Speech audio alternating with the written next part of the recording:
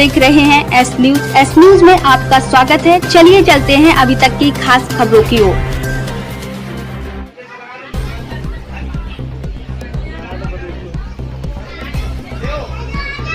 झांसी मानिक चौक चंद्रशेखर आजाद मूर्ति के पास पीकू वाली गली अपने आप छज्जा गिरने से मचा हड़कंप। झांसी शहर मानिक चौक चंद्रशेखर आजाद मूर्ति के पास पीकू वाली गली निवासी हरियाणा पुराना मकान का छज्जा गिरने से मचा हड़कंप। गली वाले परेशान।